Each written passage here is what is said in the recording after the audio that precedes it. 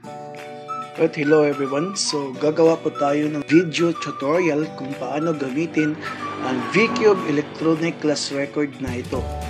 So first thing first, so this automated class record is intended for senior high school grade 11 teachers. Alright, so let's start. So first thing that you're going to do is to navigate here in the student database. So dito pa tayo maglalagay ng pangalan ng ating mga estudyante. So there are two ways, no, kung paano natin lagyan ng pangalan. First is pwede tayong mag-manual, no. I-input lang natin yung pangalan ng ating mga estudyante started with the surname. So for example, we have Ku, okay, G, and then say for example Han. So ang pinaka-importante lang dito is huwag natin kaligtaan na lagyan ng sex, no, if he is male or female. So lagyan natin. So say for example this Ku is Ko Jihan is female, for example. So female. So by the way, this is case sensitive, so meaning to say, so dapat naka-proper case po siya, no? So capital letter F, then E-M-A-L-E, no? Small letter. Alright. So again, wag lang natin kalimutan, no, na dapat naka-proper case ang sex nila, because this is very important. Pag halimbawa ay isusort natin yung data. So yung program kasi natin, i-check, no, kung naka-proper case ang sex. Alright, so pwede natin maglagyan ng email at contact number. So pwede na tayo dito. Alright, so ngayon, kung halimbawa gusto natin na automatic na, no, na wag na nating ita-type manually yung names ng mga students. So pwede rin tayo gagamit ng import from class list if in case na mayroong prepared na class list. So paano to gagawin? So halimbawa meron na tayong class list na prepared class list. So ihanapin lang natin. So let's click import class list. Then hanapin natin, say for example, kung saan nyo nilagay, no, yung class list niyo. So halimbawa dito sa akin is dito ko nilagay sa drive D, no. Halimbawa ito yung class list na ginawa ko. Alright, so we just import this. Alright, automatic. So dito na yung names ng mga estudyante ninyo. Alright, so if you noticed na yung pagkalagay ng sex is hindi naka-proper case, so palitan lang natin. Okay, halimbawa nagkamali yung pagka-input, no, sa mga estudyante niyo. Kung halimbawa halimbawa binigay niyo ito as a link, no, at tapos doon nag-input yung mga estudyante. So check lang natin kasi importante ito na naka-proper case talaga ito, kasi sa program case sensitive kasi, no. So ang hinahanap talaga niya is itong naka-proper case. Again, ito yung gagamitin natin later sa pagsusort ng mga names ng mga bata. Alright, so assuming na okay na tayo dito, so next step is i-export na natin yung data dito from the database. I-export na natin to our electronic class record. So gagawin lang natin, by the way, before makalimutan, if you notice, separate yung hindi naka-separate yung male from female, no. So okay lang yan kasi later pag i-sort na natin yan, so ma-arrange na ito according sa based on their sex, no. So mauna yung male, then followed by female. So pag i-sort na natin later, so gagawin is export lang natin.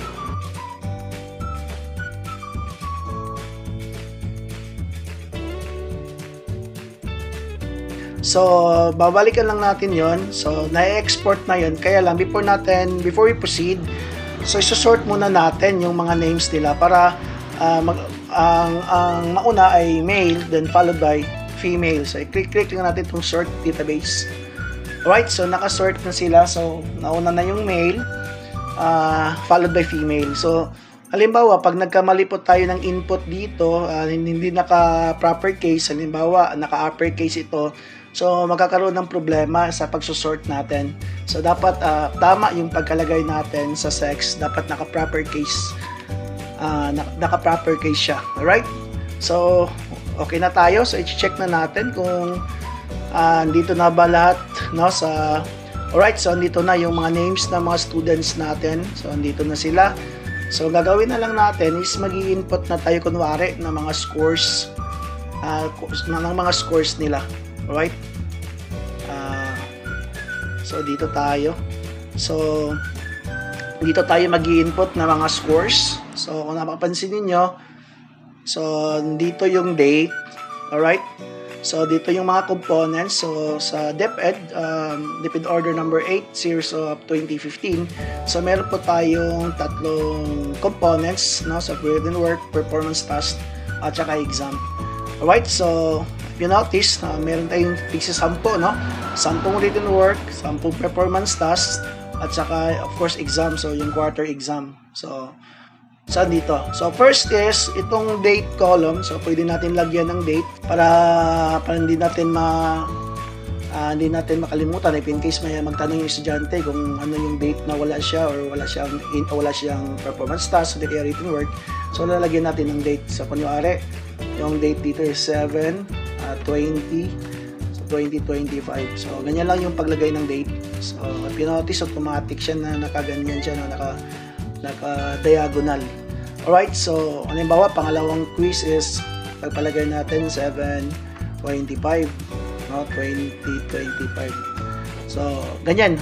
So, the same is true with the performance task. So, ganun din ang gagawin nyo. Lagyan nyo ng date.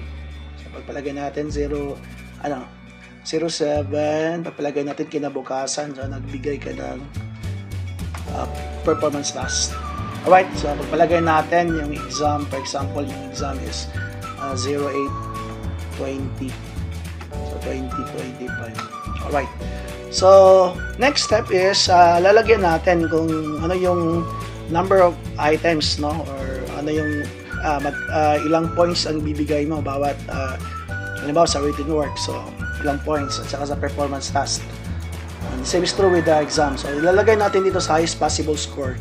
So, halimbawa, ang first quiz is 20 items. Then, sabihin natin 30 items to. Alright, then performance task, pagpalagay natin,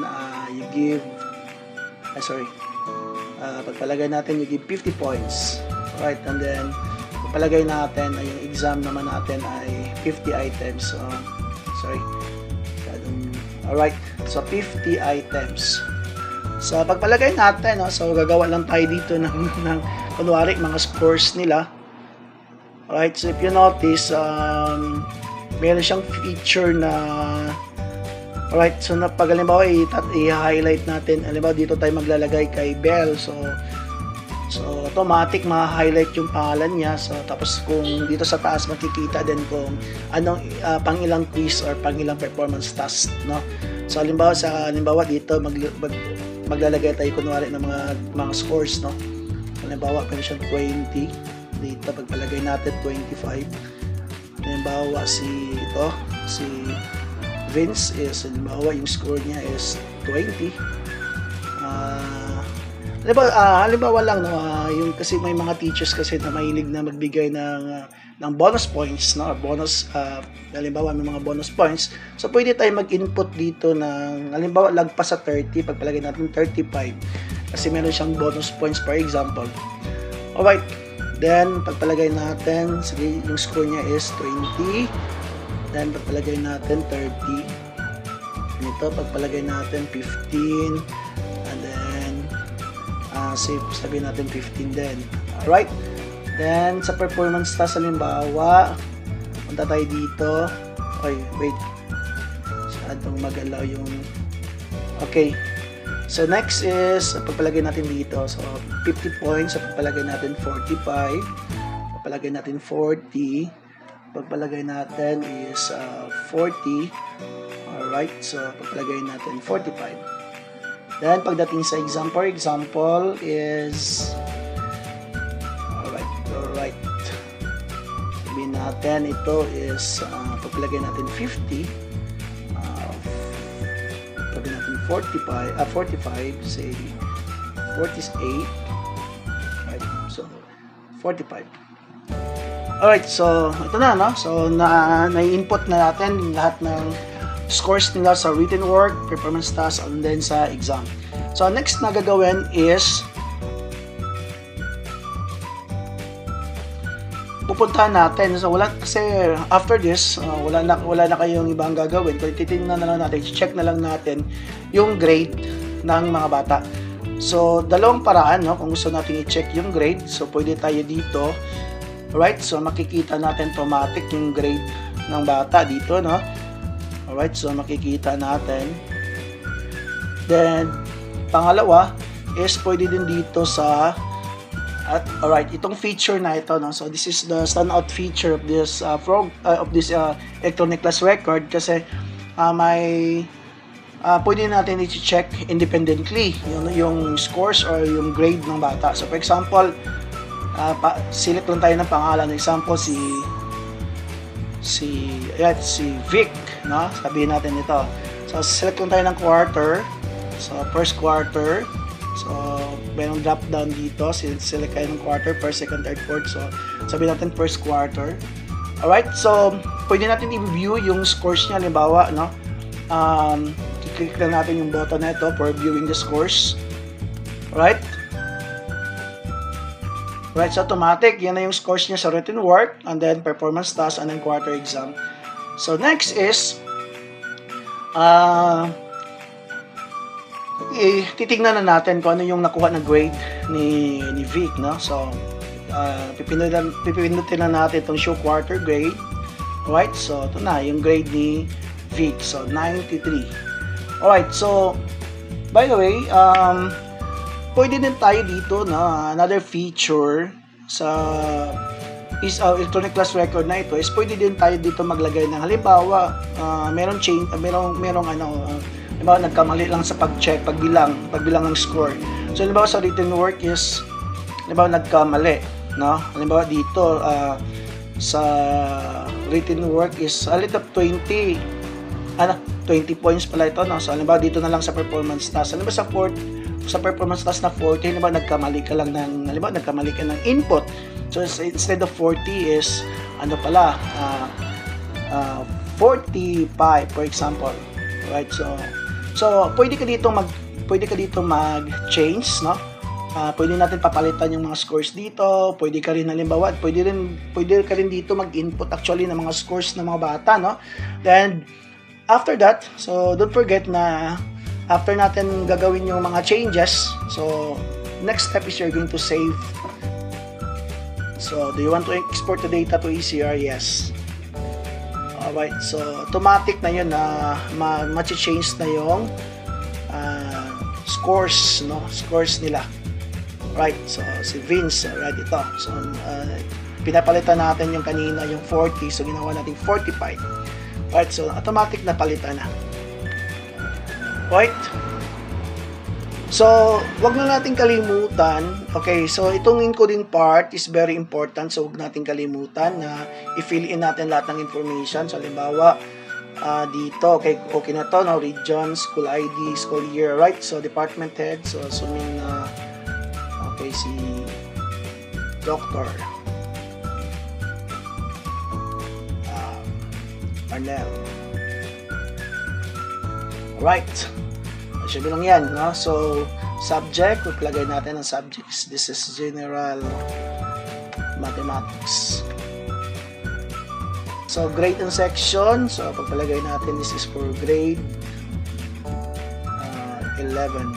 Grade 11, say, Mount Mount Banao. Alright.